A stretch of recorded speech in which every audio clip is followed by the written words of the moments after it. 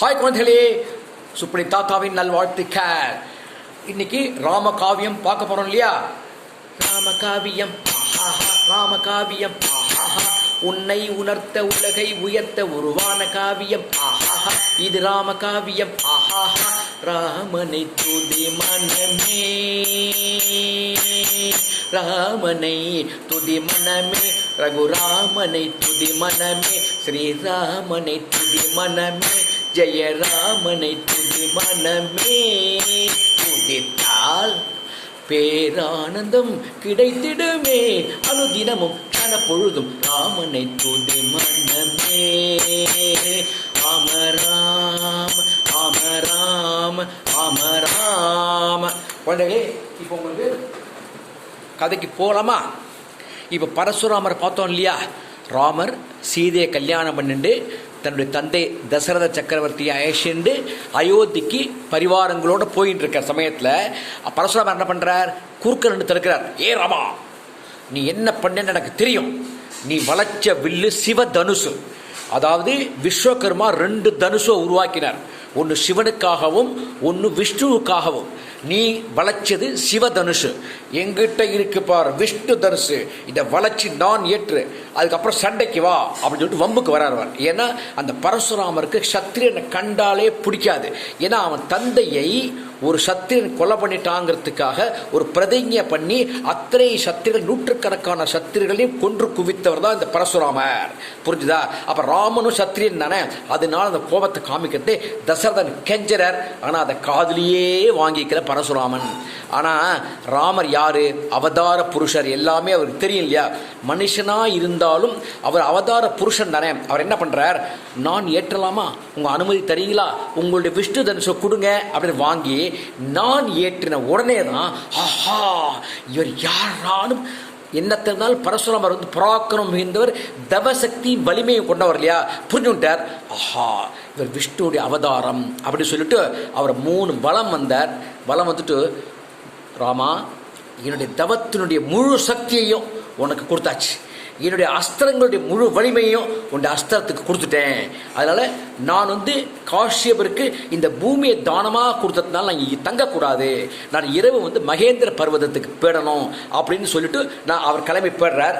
தசரதற்கு சந்தோஷம் தாங்கலை. மக்கள் எல்லாம் கோலாகலமாக ராமர் புகழ் ஓங்குக, ராமர் வலிமை ஓங்குக, ராமர் வாழ்கன்னு. ராமர் பரசுராமரே ஜெயிச்சுதான் சாதாரண விஷயமா போயிட்டு இருக்காங்க. அப்போ அயோத்தி எப்படா கண்களாக இருக்கும்? அயோத்தி என்னமா இருக்கும்? நம்ம வீட்டில் ஒரு சின்ன ஃபங்க்ஷன் நடந்தாலே நம்ம என்னெல்லாம் கோலங்கள்லாம் போட்டு மாவள தோரணங்கள்லாம் கட்டி என்ன கிராண்டா பண்றோம். அப்ப ஒரு மகா மன்னர் தசரத சக்கரவர்த்தியுடைய மகன் அழகான சீதையை கல்யாணம் பண்ணிட்டு, அதுவும் பரசுராமரையே வென்று விட்டு தாடகையெல்லாம் வதம் பண்ணிவிட்டு வந்துட்டு இருக்காருன்னா மக்கள் எப்படி கோலாகலமாக வரவேற்பான்னு பார்த்துங்க. வீட்டுக்கு வீடு கோலம் போட்டு, வீட்டுக்கு வீடு மாவள தோரணங்கள் கட்டி, வீட்டுக்கு வீடு கொடியேற்றி அவ்வளோ கிராண்டாக ராமரை வரவேற்கிறாங்க. அவ்வளோ சந்தோஷம் தாங்கலை. குழந்தைகளே, ராமரும் சீதையும் அயோத்திக்கு வந்து 12 ஆண்டுகள் மிகவும் சந்தோஷமாக இல்லறத்தை நடத்தினார்கள். ஒரு கட்டத்தில் மக்கள் பேசிக்க ஆரம்பித்தாங்க, இந்த தசரதற்கு வயசாயிடுத்து, ஏன் ராமருக்கு யுவராஜ்ய பட்டாபிஷேகம் செஞ்சுட்டு இவர் ஒதுங்கி இருக்கக்கூடாது? இது தசரத சக்கரவர்த்தி காதல் எட்டித்து அவருக்கும் இந்த முடிவில் இருந்தவர். உடனே என்ன பண்ணார்? இதுக்கான ஏற்பாடை உடனே பண்ணி ஆகணும். மக்கள் விருப்பத்தை நிறைவேற்றுவன் தான் உண்மையான மன்னன். அப்போ என்ன பண்ணார்? அதை அவரே செஞ்சாக்க தப்பா போயிடும். உடனே என்ன பண்ணார்? மந்திரி ஆலோசனை பண்ணணும் இல்லையா? எல்லா மந்திரிகளையும் கூப்பிட்டார். அந்த நாட்டில் உள்ள வியாபாரத்தில் மிகப்பெரிய வியாபார தலைவர்கள்லாம் இருப்பாங்க இல்லையா? அவர்கள்லாம் கூப்பிட்டார். இந்த பஞ்சாயத்து அந்த மாதிரி கிராம சபைகள்லாம் இருக்கும் இல்லையா? தலைவர்கள்லாம் கூப்பிட்டார். பக்கத்து நாட்டில் உள்ள அரசர்கள்லாம் கூப்பிட்டார். எல்லாரையும் வரவழைச்சு அரண்மனையில் அவங்களுக்கு உரிய ஆசனத்தில் மரியாதையோடு உட்காந்து வச்சு இப்போதான் துந்துபி நாதம் கர்ஜிக்கிற மாதிரி தசரதர் கர்ஜிக்கிறார். என் அன்பார்ந்த சபையோர்களே, உங்களை நான் எதுக்காக அழைச்சேன் தெரியுமா? மக்களுடைய விருப்பம் என்னவா இருக்கோ அதை சொல்லிவிட்டு உங்களுடைய விருப்பத்தையும் தெரிஞ்சுக்கலான்னு தான் நான் வந்து கூப்பிட்டுருக்கேன். ராமனுக்கு ராஜ்ய பட்டாபிஷேகம் செஞ்சு விட்டு நான் என்னுடைய முன்னோர்கள் மானே வானப்பிரஸ்தம் செல்லலான்னு என்று இருக்கிறேன். நான் வந்து கண் இமையை போல தான் இந்த அயோத்தியை பார்த்துருந்தேன். மக்களை என் மக்களாக தான் நான் பார்த்துட்டு இருந்தேன். இனிமேல் எனக்கு வயசாகிடுது, நான் எல்லா சௌரியங்களையும் அனுபவித்து முடிச்சுட்டேன். இனிமேல் வாரத்தை தாங்கிறதுக்கு இயலவில்லை, நான் ராமனுக்கு கொடுத்துட்டு ஒதுங்கிக்கலாம்னு நினைக்கிறேன், ராமனுக்கு நான் யுவராஜ்ய பட்டாபிஷேகம் செய்யலாமா அப்படிங்கிறத உடனே செய்வீர், உடனே செய்வீர், உடனே செய்வீர், உடனே செய்வீர் 4 திசையிலேருந்து கட்டுறாங்க எல்லாருமே. அவருக்கே தசரதருக்கே ஆச்சரியமா இருக்கு, மனசுக்குள்ள ஒரு சந்தோஷமும் இருக்கு. அதே சமயத்தில் ஒரு கேள்வி கேட்கிறார், நான் கேட்ட உடனேயே உடனே செய்வீர்னு சொன்னீங்களே ஒழிய எதுக்காக நான் செய்யணுங்கிறத நீங்க காரணங்கள் சொல்ல வேண்டாமா? ஏன் தெரியுமா குழந்தைகளே, தசரதருக்கு தெரியாதா மக்களுடைய எண்ணம் என்னவா இருக்கோ அதுதான மந்திரிகளுடைய எண்ணமாகவும் ஊர் பிரமுகர்களுடைய எண்ணமாகவும் மக்கத்து நாட்டு ராஜாக்களுடைய எண்ணமாகவும் இருக்கும் இல்லையா? ஆனா அவர் என்ன சந்தோஷம்னா தன் மகனுடைய பிரதாபத்தை பத்தி, தன்னுடைய மகனுடைய பெருமைகளை பற்றி எல்லாரும் சொல்றத காது கொடுத்து கேட்கறதுக்கு தசரத சக்கரவர்த்தி அவருக்கு விருப்பமா. தசரத சக்கரவர்த்திக்கு 4 குழந்தைகள் மேலுமே பிரியம் ரொம்ப ஜாஸ்தி, ஆனாலும் ராமன் மேல அலாதி பிரியம் அவருக்கு. அதுக்காக கேட்கிறார். உடனே எல்லாரும் சொல்றாங்க, மன்னா என்ன கேள்வி கேட்குறீங்க, ராமன் சாதாரணமானவனா? வலிமை மிக்கவன். ஓ சரி. நல்ல குணவான். ஓ சரி. இனிமையாக பேசுபவன். ஓ சரி. எல்லோரிடத்திலும் அன்பு செலுத்துபவன். ஓ சரி. கர்வம் இல்லாதவன். ஓ அப்படியா, சரி ரைட்டு. அதோடு இல்லாமல் அரக்கர்களையும் வெல்லக்கூடிய தகுதி இருக்கிறதுனால நாட்டை எதிரிகளிடமிருந்து காப்பாற்றும் சக்தி பெற்றவன். ஓ சரி சரி சரி. நீதி சாஸ்திரம் தெரிந்தவன். ஓ அதுவும் சரி. தர்மசாஸ்திரம் புரிந்தவன். ஓகே. ராஜ்ய சாஸ்திரமும் அறிந்தவன். அப்பாடியோ. தேக வலிமை மிக்கவன். அது வேற இருக்கா.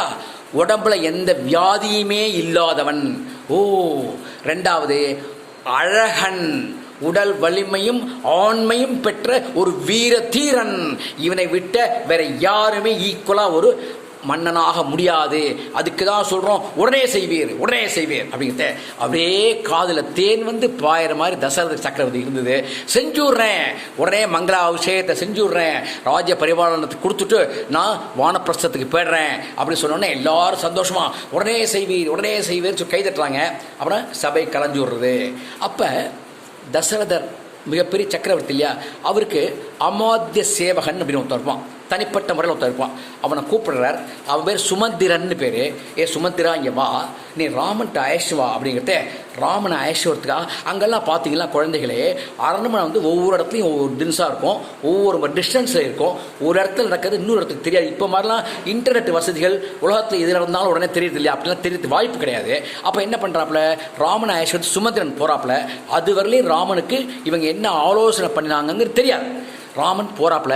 அப்போ தசரதர் சொல்கிறார், ராமா எல்லாருடைய அபிப்பிராயமும் நீ வந்து ராஜ்ய பரிபாலனை ஏற்றுக்கணும், யுவராஜ்ய பட்டாபிஷேகம் பண்ணிக்கணும்னு ஆசைப்படுறாங்க. அதுக்கு மதிப்பு அளிக்கும் விதமாக நான் உடனே ஏற்பாடு பண்ணிட்டேன். சித்திரை மாதம் எங்கே பார்த்தாலும் பூ பூக்க ஆரம்பிச்சுடுத்து, வசந்த ருது ஆரம்பிச்சுடுத்து. இந்த நல்ல வேலையில் உனக்கு சுருக்க பட்டாபிஷேகம் பண்ணி ராஜ்ய பரிபாலனத்தை ஒப்படைக்கணும்னு நான் ஆசைப்படுறேன்னா அப்படிங்கிறத ராமர் சொல்கிறார். அப்பா நீ என்ன கட்டளை இடுறீங்களோ அதை சிறைமேற்கொண்டு தாங்குவது தான் என்னுடைய உண்மையான மகனுடைய கடமை, சிறைமேற்கொண்டு செய்வேன் அப்படி சொல்லிட்டோன்னே ராமருக்கு தசரதர் சந்தோஷம் தாங்கலை, அனுப்பிச்சி விட்டுறார். அப்போ வந்துடுறாப்புல. வந்த உடனேயே திருப்பி சுமந்திரன் வரான். வந்து உங்களை திருப்பி மன்னர் வர சொல்கிறார் அப்படின்னு சொன்னோன்னே, எதுக்கு இப்போ வர சொல்கிறார், இப்போ தானே மந்திர ஆலோசனைலாம் முடிஞ்சுது, ஏன் ஒரு கால் ஏதாவது அனுகூலங்கள் பிரதிகூலங்கள்லாம் ஏதாவது இருக்குமோ அதுக்காக தான் கூப்பிட்டு போகிறோம். எதா இருந்தால் என்ன, எனக்கு எதுலேயும் பற்றும் கிடையாது, பாசமும் கிடையாது, பந்தமும் கிடையாது, நான் நானாக தான் இருக்க விரும்புகிறேன். இதை கடமையாகத்தான் நான் வந்து ராஜ்ய பரிபாலனத்தை ஏற்கிறேன் ஒழிய பேராசைக்காக பதவி ஆசைக்காக நான் ஏற்கவில்லை அப்படின்னு சொல்லிட்டு என்ன பண்ணுறாப்புல, திருப்பி தசரதனை பார்க்க போகிறாப்புல. தசரதனை கட்டிக்கிறார். ராமா அப்படி கட்டிக்கிறார். ஆசனத்தில் உட்காந்துக்கிறார். அப்பா கூப்பிட்டீங்களாமே அப்படிங்கிறத. ராமா நான் கூப்பிட்டேன்ப்பா, என் மனசில் ஒரு அச்சம் வந்துருத்துப்பா, மனசில் அச்சம் வந்துருத்துப்பா. அப்பா ஏப்பா சொல்கிறீங்க, என்னப்பா சொல்கிறீங்க? ஆமாப்பா நான் ராத்திரி சொப்பனங்களா துர்சொப்பனங்களா காண்றேன்ப்பா. அதுக்கான பெரியவர்களையும் சான்றோர்களையும் சாஸ்திரம் தெரிஞ்சவர்களையும் கூப்பிட்டு கேட்டேன். எனக்கு மரணம் சம்பவிக்கும், நாட்டுக்கு துன்பம் வரப்போகுதுன்னு சொல்லிட்டாங்கப்பா. எனக்கு ரொம்ப பயமாக இருக்குப்பா. அதனால ராஜ்ய பரிபாலனத்தை உடனே கொடுக்கலாம், பட்டாபிஷேகத்தை உடனே உனக்கு யுவராஜ்ய பட்டாபிஷேகத்தை உடனே செய்யணும்னு நான் முடிவு பண்ணிட்டேன். வசிஷ்டரை கலந்து ஆலோசிச்சுட்டேன், வசிஷ்டத்தை வாமதேவத்தை கேட்டுவிட்டேன். நாளைக்கே புஷ்ய நட்சத்திரம், நல்ல நாள், நாளைக்கே உனக்கு பட்டாபிஷேகம் செய்யலான்னு சொல்லிட்டாங்க. ஆகையினால நீ தப்பாக நினச்சிக்கலன்னா நீ எந்த விதமான எதிர்ப்பும் தெரிவிக்காமல் இந்த தந்தையினுடைய கட்டளையை ஏற்றுக்கொண்டு நீ உடனே உன்னுடைய அரண்மனைக்கு போ, சீதை கிட்ட சொல்லு, யுவராஜ பட்டாபிஷேகம் பண்ணிக்கிறதுக்கு முன்னாடி சில நேதிகளை நம்ம கொண்டு இல்லையா, நீ உபவாசம் இருக்க வேண்டும். அதுக்கு தகுந்த மாதிரி மங்களகரமான காரியங்கள் நடக்கிறதுக்கு இடையூறு இல்லாமல் கணவன் மனைவி அமைந்து கொள்ள வேண்டும். புரிஞ்சுதா? உங்களுக்கு வசிஷ்டர் எல்லாம் சொல்லுவார். அப்படி சொன்னேன், அப்பா நான் போயிட்டு வரேன்ப்பா அப்படிங்கிறான். அப்போ சொல்கிறார், அவருக்கு மனசை தோன்றது, ராமா பரதன் ஊரில் இல்லை, கேகே நாட்டுக்கு போயிருக்கான், மாமா தாய் மாமன் வீட்டுக்கு போயிருக்கான், அந்த நாடு ரொம்ப தூரம்ப்பா, அவனை சொல்லி அழைச்சி வந்தாலும் லேட்டாகும், வரத்துக்கு 4 நாள் ஆகும், அது வரையும் நம்ம காத்துட்டு இருக்க முடியாது, ஆகினால அவனை பற்றி நீ கவலைப்பட வேண்டாம், நம்ம நீ யுவராஜ்ய பட்டாபிஷேகம் பண்ணின்றோம், அவன் எதுவும் எதிர்க்க மாட்டான் அப்படின்னு சொல்கிறார். ஆனால் மனசுக்குள்ளே அவர் என்ன அச்சம் ஏற்பட்டதுன்னா, இவர் கேகே நாட்டு மன்னனுக்கு கைகேயை கரம் பிடிக்கிறதே ஒரு வாக்கு கொடுத்துருக்கார். அந்த வாக்கு அவருக்கு அச்சத்தை கொடுக்கறது. பரதன் மிக மிக உத்தமமானவன், மிக மிக நல்லவன், ராமனை தன் குருவாகவும் அண்ணனாகவும் ஏற்பவன். அப்படி இருக்கிறதே பரதனால எந்த பிரச்சனையும் வராதுங்கிறது இருந்தாலுமே மனிதனுடைய எண்ணம் எப்படி வேணாலும் மாறும். பதவி என்பது ஒரு வெறி, பதவி என்பது ஒரு பேராசை, அதை யாராலையும் தடுத்து நிறுத்த முடியாது. அப்படிங்கிறதே ஏதாவது அசம்பாவிதம் ஏற்பட்டுடுமோன்னு தசரதர் பயப்படுறார். அப்போதான் சொல்கிறார், ராமா எதையுமே காலம் தள்ளி போடக்கூடாது, பரதன் வருகைக்காக நம்ம காத்திருக்க வேண்டாம், நாளைக்கே பண்ணிடணும், நீ உடனே அதுக்கான ஏற்பாடுகள் பண்ணிக்கிறதுக்கு போ, உபவாசம் இருக்கிறதுக்கு போ அப்படி சொன்ன. ராமர் என்ன பண்ணுறார், கையெடுத்து கும்பிட்டுட்டு அப்பாட்ட விடை பெற்று கொண்டு சுமந்திரன்ட்டு சொல்லிட்டு அரண்மனைக்கு போகிறார். போகிறதுக்கு முன்னாடி தன்னுடைய தாய் இருக்கா இல்லையா, கௌசல்யா தேவி பார்த்து சொல்லணும் இல்லையா, கௌசல்யா தேவிக்கு இது காதில் விழுந்துடுறது. அப்பா ராமா இப்போ தான் கேள்விப்பட்டேன், இந்த சந்தோஷமான நீ செய்தியை சொல்கிற பற்றியா, அதுக்கான சுப பூஜையை தான் பண்ணிட்டு இருக்கேன்ப்பா, நீ ஒரு தந்தைக்கு நல்ல மகனாக இருந்து அவருடைய நல்ல எண்ணத்தை பெற்ற பற்றியா, அதுவே என் பாக்கியம்டா கண்ணுன்னு கட்டிக்கிறா. ராமருக்கு சந்தோஷம் தாங்கலை. பக்கத்தில் சீதையும் இருக்கா, சுமந்திரியும் இருக்கா. அந்த சந்தர்ப்பத்தில் உடனே என்ன பண்ண, ராமர் தண்டே இடத்துக்கு போகிறார் சீதை அழைச்சிட்டு. அப்போ வசிஷ்டர் வரத்தே, ராமா சங்கல்பம் பண்ணிக்கலாமா, யுவராஜ்ய பட்டாபிஷேகத்துக்கான சங்கல்பம் பண்ணிக்கணும்ப்பா, பண்ணிக்கிறேன் அப்படிங்கிறப்ப பட்டாபிஷேகத்துக்கான சங்கல்பத்தை பண்ணி வைக்கிறார். அன்னை முழுக்க உபவாசம் இருக்கணும். ராத்திரி புல் படுக்க இருக்கு இல்லையா, புல் போட்டு அந்த புல்லு மேலே தான் தனித்தனியாக படுத்துக்கணும். அதே மாதிரி இருக்காங்க. வசிஷ்டர் என்ன பண்ணுறார், ரொம்ப ஊர் மக்கள்லாம் தெரிஞ்சுப்படுறது, நாளைக்கே பட்டாபிஷேகம், நாளைக்கே பட்டாபிஷேகம்னு ஊரை சுற்றி பக்கத்து இருக்கிற கிராமங்கள், பக்கத்து இருக்கிற பெரிய நகரங்கள்லேருந்து எல்லாரும் வண்டியை கிட்ட வந்துடுறாங்க. எங்கே பார்த்தாலும் ஜே ஜே ஜேன்னு மங்கள வாத்தியங்கள், ராமர் வாழ்க ராமர் வாழ்க ராமர் வாழ்கன்னு கோஷங்கள். அப்புறம் எங்கே பார்த்தாலும் வீட்டில் கொடியேற்றுறாங்க, வாசல்லாம் காவி கோலம் போட்டிருக்காங்க. அழகான அழகு அயோத்தியை ஜொலிக்கிறது ராமர் பட்டாபிஷேகத்தை பார்க்கறதுக்காக. மக்கள் வெள்ளம் திரண்டிருக்கு. அப்போ வசிஷ்டரால் போக முடியல, அப்படி ஊர்ந்துட்டே போகிறது ரதம். தசரதரை பார்க்குறார். தசரதர் இறங்கி வசிஷ்டர் மகரிஷி வாங்க வாங்கன்னு சொல்லிட்டு உட்காந்துக்கிறார். எல்லாம் பூர்த்தியாச்சா, ராமருக்கு சங்கல்பம் பண்ணி வச்சிங்களா, யுவராஜ பட்டாபிஷேகத்தை ராமருக்கு சங்கல்பம் பண்ணி வச்சுட்டேன், என்னெல்லாம் செய்யணுங்கிறத சொல்லி கொடுத்துட்டேன், ஒரு கவலையும் பட வேண்டாம், நாளைக்கு பட்டாபிஷேகத்தின் ஏற்பாடு நடந்துடும் அப்படின்னு சொல்கிறார். தசரதருக்கு சந்தோஷம் தாங்கலை. ஆனால் உள்ளுக்குள்ளே பக்குன்னு அடிச்சுக்கிறது பயம். அதே சமயத்தில் ராமரும் சீதையும் தனியாக ஒரு புல் தரையில் படுத்து உறங்கி உபவாசம் இருந்து மறுநாளைக்கான ராஜ பட்டாபிஷேகத்துக்காக தன்னை தயாராக்கி கொள்கிறார்கள். நாளை என்ன நடக்க போகிறது பார்க்கலாமா குழந்தைகளே? சுப்ரீதாத்தாவின் பாய் ராமகாவியம். ஆஹாஹா, இது ராமகாவியம், உன்னை உணர்த்த உலகை உயர்த்த உருவான காவியம். ஆஹாஹா, ராமனை துதி மனமே,